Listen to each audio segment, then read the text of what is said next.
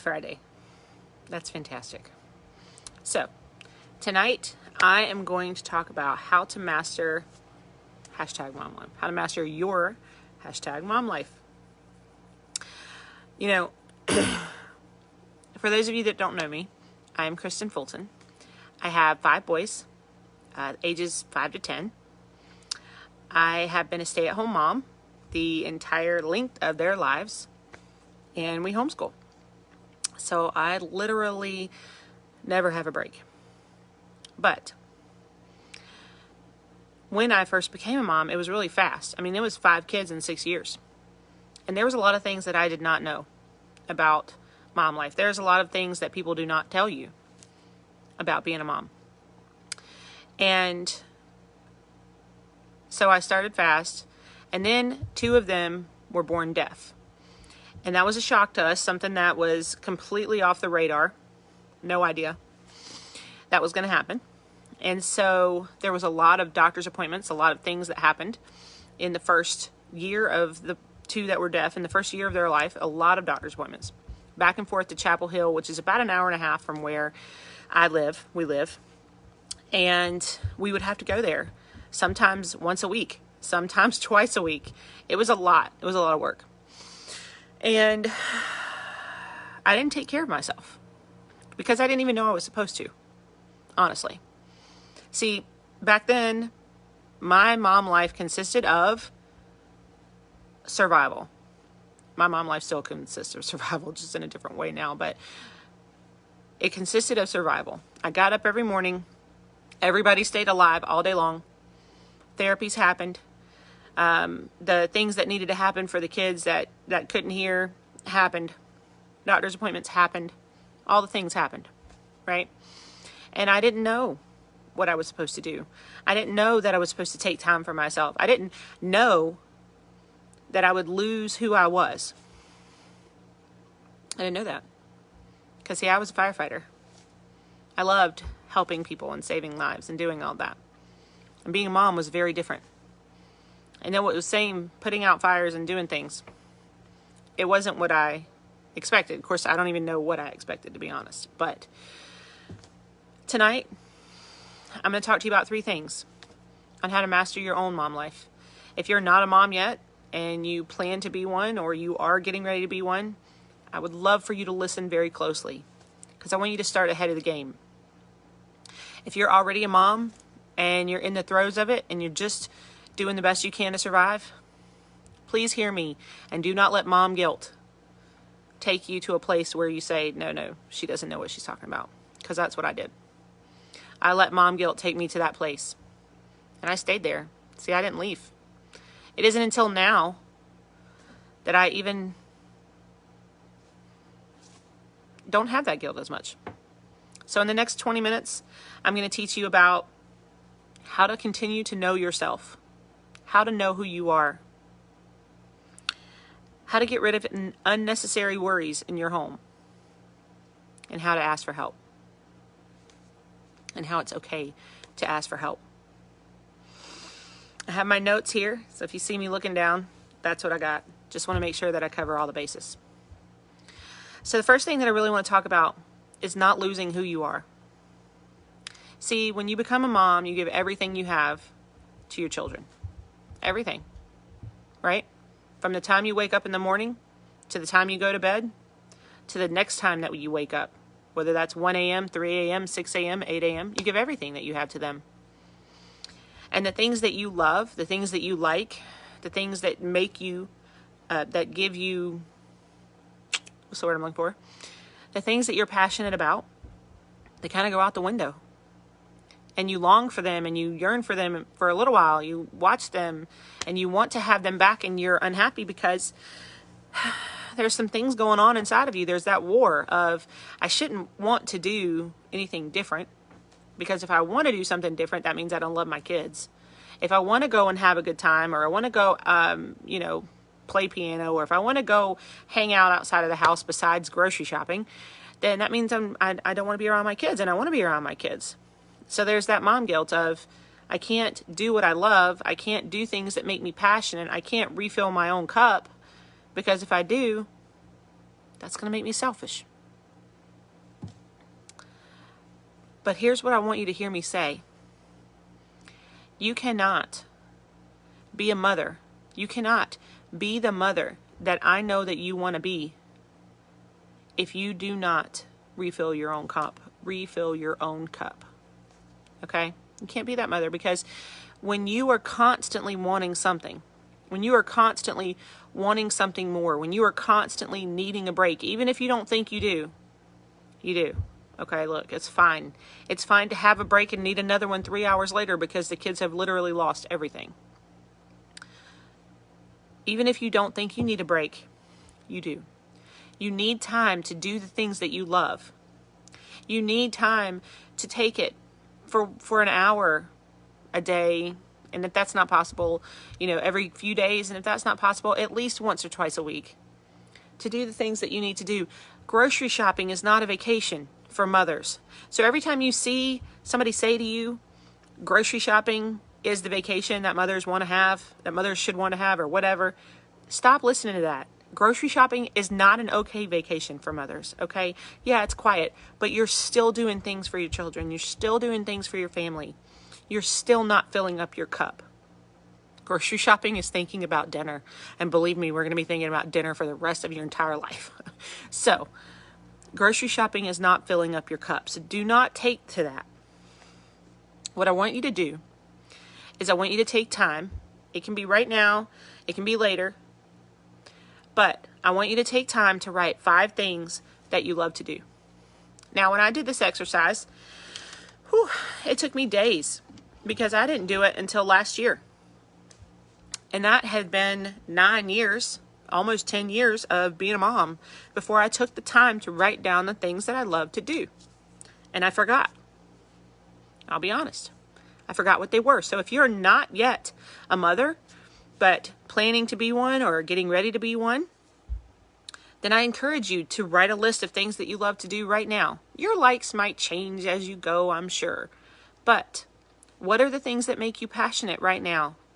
The things that fill up your cup and bring you joy right now. Okay? What are they? And if you are already a mother, take some time to remember what brings you joy. Take some time to write that down. And when you have your list ready, pick one to do. Okay? Pick one to do. And take some time to go and do that. And I'm going to get to asking for help in a minute. But I want you to understand something. You have to make yourself happy so that you can make your children see you happy. Okay, so let me rephrase that. You have to make yourself happy so your children see you happy. See, we think that we have to literally deplete ourselves to be a mother. But what kind of thing does that show your kids? Does that show your kids that you're happy? Or does that show your kids that you are really struggling? That maybe you don't want to be around them. Maybe it's how they feel. Even if it's not true, even if you do want to be around them, maybe when you are not happy, your kids feel that. They feel that to their core. And then you're showing them moms can't be happy with their children. So when you are happy, you show your children a different thing. You give them more. You give them more of who you are. You let them see you smiling, and they feel like they can smile. But when you are not taking care of yourself mentally, when you are not taking care of yourself physically, they feel that too. So it is actually a detriment to them for you not to take care of yourself. So I want you to write down that 5 things that you do. Those 5 things that you do, okay? That you love to do. And I want you to pick one to do it. Okay? Like I said, once a week, twice a week, once a day if you can. I'm serious. Once a day if you can. I know. Believe me, I'm a mama to 5. I know that sounds impossible. But if you make it a priority to make yourself happy so that you can make your world happy, you can make your children happy, your children can see you happy, your spouse can see you happy, that will be a huge mastery for you because you will feel so confident and so good about yourself. Okay? All right, so number 2 is get rid of unnecessary worries. Listen, let me tell you a story. Okay, one time my oldest kid comes in and he goes, "Mom, look what I have." Right here in his hand. There's a big old dollop of Desitin right there in his hand. You know what he did with it? He ate it. He went, "Hey, look, here's my Desitin." And he threw it in his mouth. Before I could get near the boy, it was in his mouth. And he had swallowed it. He did not chew it. He didn't do any of that. He swallowed it. Do you know that I freaked out so fast that poison control was on speed dial? I mean, it was on speed dial because we had 5 boys, right? But poison control was my very first phone call. Oh my gosh, my kid just ate Desitin. What do I do? I'm going to check my time here. What do I do? In that moment, I realized that I needed a better way. One of the in the unnecessary worries of life, one of the unnecessary worries is literally toxic cleaners. You can take all of them out of your house and never have to lock another cabinet. You never have to worry about whether the baby drank all the toothpaste. You never have to worry about whether or not they just sprayed that Lysol in their eyes. You never have to worry about whether or not why they're carrying around that bleach. What did they do with it? You never have to worry about those things. They don't exist if you remove them from your home. And I figured that out 7 years ago when I started removing them from my home. It was an unnecessary worry that I had to deal with. I had to have poison control on the speed dial. Like I said, there's 5 boys. What do you expect? What do I expect? I did not expect the things that happened, but they did. I did not have to worry about whether or not my kid just picked up the Desitin and ate it out of the tube, or whether or not all of the toothpaste was gone because either they put it in the toilet or they put it in the sink or they put it in the trash, or did somebody just eat it? What happened? And you don't have to worry about the Tide Pods. We never had any of those, but I'm just saying. Because, you know, when that happened, I was like, oh my goodness. Remove the unnecessary worries. Whether you think toxic cleaners are good for you or bad for you, that's irrelevant. What's relevant is you remove something from your life that you have to worry about. Something else, something from your life that you have to worry about that could, one, potentially kill your kids. And that's amazing. We have removed all the non-toxic stuff from our home, and we clean with all natural cleaners. And I love mine. They're easy to make. They smell like cinnamon. They smell like Christmas. They're awesome. But you can find any of them. If you want to find out if your cleaners are toxic or not, turn the bottle around. Research. Google some of the ingredients on the back of them. You will see what they can or couldn't do. Or if it just says, don't let your kid drink it because it'll kill them. Something that you don't need to have in your home. It's just one more thing that you have to worry about. And you need less stuff to worry about. Seriously. Less stuff, not more. So remove unnecessary worries from your life. If you could write down your unnecessary worries and just mark them out as you take them off, and you might not know what's unnecessary. Call me, message me, send me a message. I will help you figure out what is unnecessary worry in your life, honestly. Because after having 5 kids, there are some things that I can look back on hindsight and be like, oh my goodness, why did I even worry about that? Oh, one of them is like the kid falling off the couch. Usually that's fine because all my kids fell off of something. Okay, the last thing I want to talk to you about is don't be afraid to ask for help. Don't be afraid to ask for help. Listen, here's the thing about asking for help. When I was a very new mother, very fast, I did not ask for help. I did not let people into my life because I felt like asking for help would make me look weak. Now, let me preface this part, okay? You should ask your spouse to help you watch the children so you can go and do one of the 5 things that you love on your list. Do not. So one time, the first time I ever asked my husband to watch the kids, he was on the phone with a friend of his and he said, I'm going to babysit the kids today. And I was like, excuse me, honey, am I paying you to watch the kids today? And he said, no. And I said, okay. So you're not a babysitter, right? You're a parent. You're parenting the kids today. And he was still on the phone with his friend. He was like, oh yeah. So I'm parenting the kids today. Do not let the fear that your spouse cannot take care of your kids keep you from going out and doing something that you need to do to make your cup fill up. Do not. They are perfectly capable of helping you. See my head? They are perfectly capable of helping you. So do not let the fear of, now I left my husband with 3 under 3 one time, and I wasn't sure if I was going to come back to living, breathing, not burned down household. But I did. And the more times that happened, the more confidence I had in him. Yeah. So do not be afraid to ask for help from your spouse, okay? To watch the children. And do not have guilt about asking him or them to do it. Okay? Don't do that. Just ask them, go fill up your cup, come back. Don't worry about it while they're gone. They got it, okay? But asking for help when it comes to the mental toughness that you have to be a mother.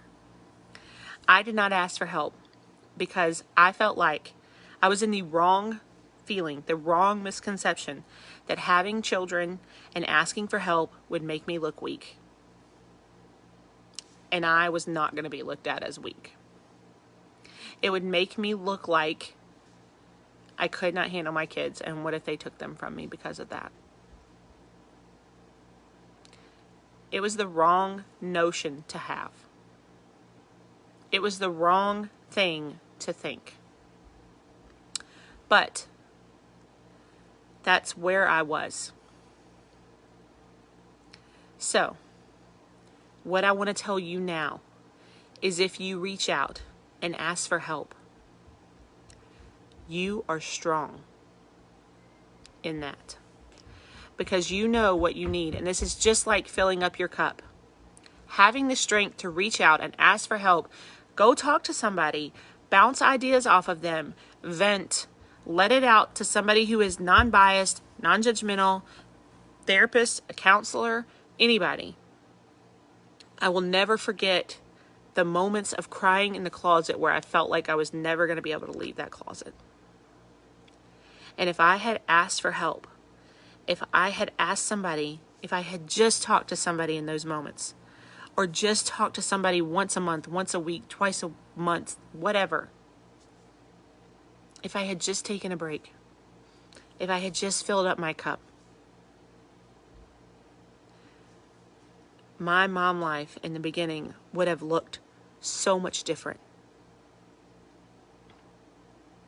Don't be afraid to ask for help.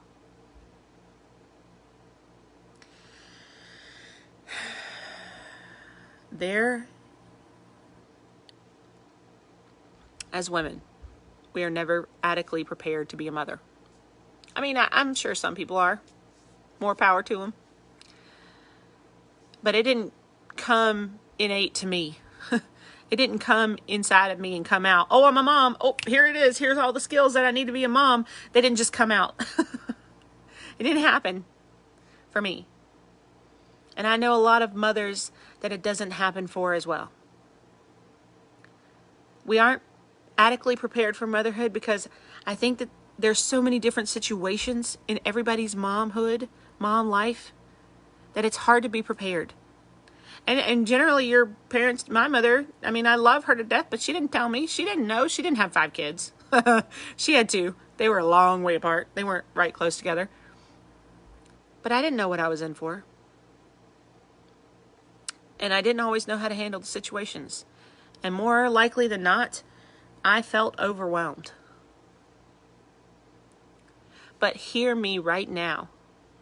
Had I had somebody to tell me these things, to help me in the beginning, to help me understand, to not lose who I am, to write 5 things down, to help me relieve myself of unnecessary worries, literally, get all the stuff out of the house that can poison your kids, bring in the stuff that won't, and then you don't have to worry about them spraying each other in the face. And that it's okay to ask for help. If I had known those things, really known them, my mom life would have looked a lot different. And so I am telling you these things so that you can become the master of your own mom life, whether you are in the thick of it right now and you've had kids for years and years, or you're getting there and not quite there yet. It doesn't really matter on which spectrum you are on. You can stop right now. You can become the master of your own mom life. And if you have questions, if you need help, you send me a message. Reach out to me. Send me an email. I will help you.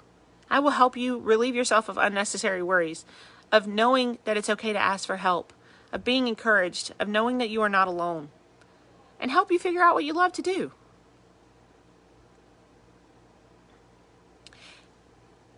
If you want to be a good mom, let's not say it like that. Let's say it differently. If you want to be a mom who exudes happiness, confidence, love, and instills that into her children, then these 3 things are going to help you do that. And I can't wait to see you master your own mom life. When you take it under control, release the mom guilt, and become the best version of yourself. Thanks for taking the time to listen. I'm about a minute over. I'm proud of you. Have a great night.